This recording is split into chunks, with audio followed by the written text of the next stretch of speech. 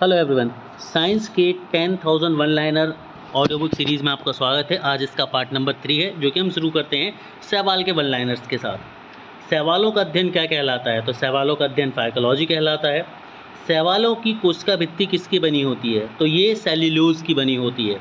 अंतरिक्ष यात्री प्रोटीन युक्त भोजन, जल और ऑक्सीजन किससे प्राप्त करते हैं? तो ये क्लोरेला नाम की शैवाल से प्राप्त करते हैं। आयोडीन बनाने में कौन सी शैवाल उपयोग में ली जाती है? तो लैम्नेरिया नाम की शैवाल जो है वो उपयोग में ली जाती है। सबसे बड़ी शैवाल कौन सी है? तो सबसे बड़ी शैवाल माइक्रोसिस्टीस होती है।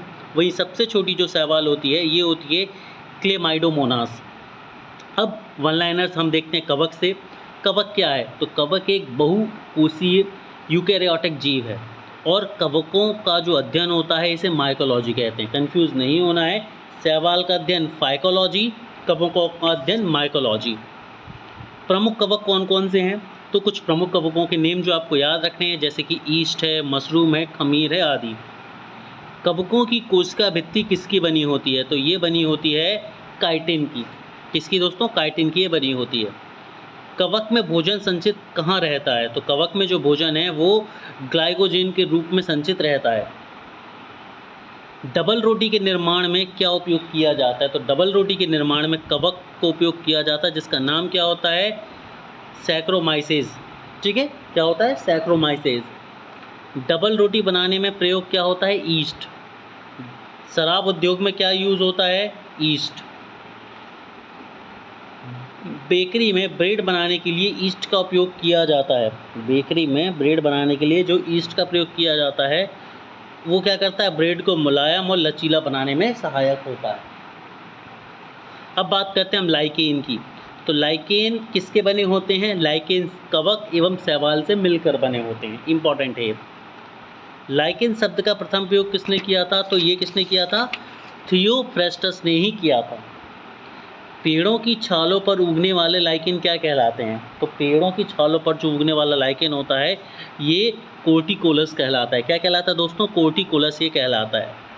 चट्टानों पर उगने वाला लाइकेन क्या कहलाता है? तो चट्टानों पर उगने वाला लाइकेन जो होता है ये सेक्सिकोलस कहलाता है। गोबर पर उगने वाले कवक को क्या कहते हैं? क्रोपोफिल कहा जाता है। लाइकेन सहायक होते हैं किसमें? मृदा के निर्माण में। प्रयोगशाला में प्रयोग होने वाला लिटमस पत्र किससे प्राप्त किया जाता है? तो ये भी किससे प्राप्त किया जाता है? एक लाइकेन से प्राप्त किया जाता है, जिसका नाम होता है रोसेला। इत्र बनाने वाले उद्योग में उपयोग में लाए जाने वाली लाइकेन का क्या नाम है? तो इसका नाम है लोबेरिया। ठीक है, लोबेरिया है। इसके अलावा एक और नाम आपको याद रखेंगे, रेमेनिला। अब बात करते हैं अनावृत्त बीजी से, तो जिन्हें हम जिम्नोस्पर्म भी कहते हैं। समूह के पौधे में किस तरह के बीज होते हैं? ये नग्न बीज के फॉर्म में होते हैं। सबसे बड़ा अनावृत्ति जीवी पौधा कौन सा है? तो ये सिकोया है। वही बात करें सबसे छोटा अनावृत्ति जीव कौन सा है? तो ये जेमिया कहलाता है। साबूदाना किससे प्राप्त होता है? जो फलाहार में साबूदाना खाया जाता है ये भी किससे प्राप्त होता है? साइकस से। और अनावृत्त बीजी पौधे में परागण की क्रिया कैसे होती है? वायु के माध्यम से होती है।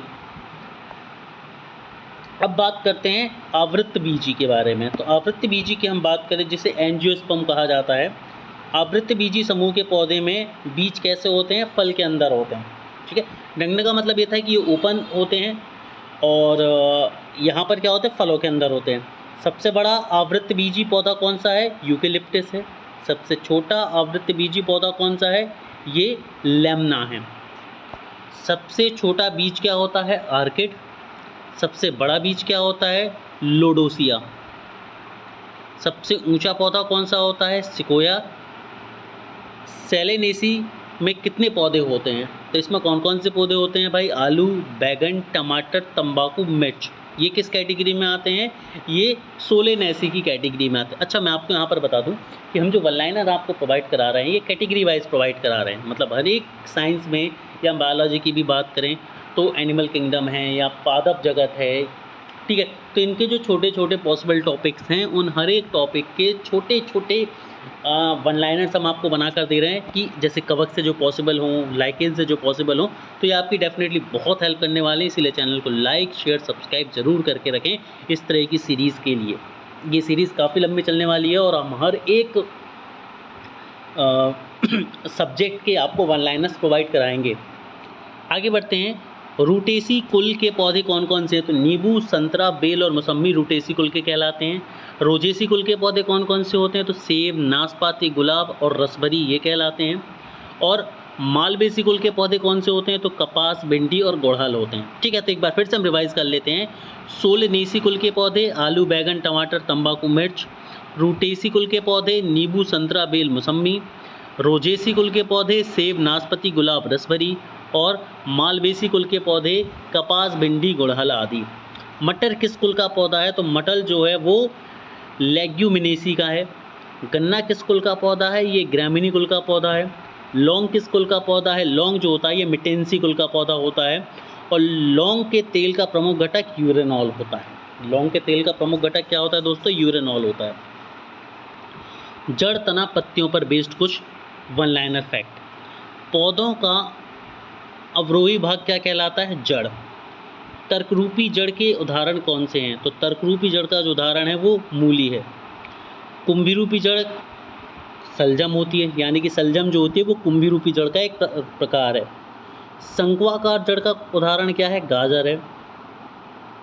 गांठदार जड़ का उदाहरण क्या है? ये शकरकंद है। जड़ों का रूपांतरण क्या होता है? मूली, गाजर, सलजम इत्यादि।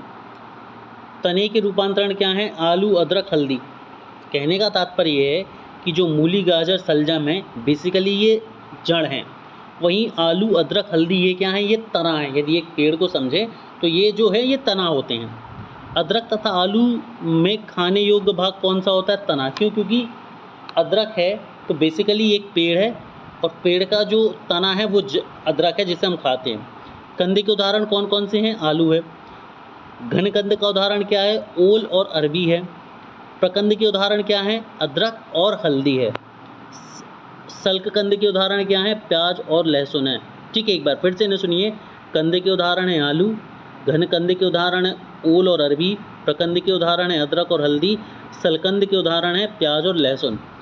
प्याज के छिलके उतारने पर आंसू क्यों आते हैं? तो सल्फेनिक अम्ल के कारण। सल्फेनिक अम्ल हमारी आंखों में जाता है उड़कर, उससे हमारी आंखों में आंसू आते हैं। मिर्च में तीक्ष्णता का क्या कारण है? कैप्सेसिन। राइजोम पादप का भूमिगत प्रारूप क्या है? तना। दलहनी पौधों में जड़ में पाया जाने वाला जीवाणु कौन सा है? राइजोबियम है। पौधे नाइट्रोजन ग्रहण किससे करते हैं? नाइट्रेट के रूप में ग्रहण करते हैं। वह यंत्र जिसके द्वारा तने की वृद्धि दर जो है वो नापी जाती है वो क्या कहलाता है? ऑक्जेनोमीटर। तना, पत्ती एवं कली से नए पौधे प्राप्त करना क्या कहलाता है? तो इस प्रक्रिया को हम कहते हैं कायिक प्रवर्धन। आलू का कायिक प्रवर्धन क्या होता है? तने से। ब्रायोफिल्म में कार्बनिक प्रबंधन होता है तो किससे होता है? ये पत्ते से। वहीं पौधों का मुख्य प्रकाश संश्लेषी अंग कौन सा है? पत्तियां हैं। पत्तियों का अति सूक्ष्म छिद्र क्या कहलाते हैं? स्टोमेटा कहलाते हैं। और पत्तियां सांस किससे लेती हैं? स्टोमेटा से ही लेती हैं, जो उनके ऊपर अति सूक्ष्म छिद्र होते हैं।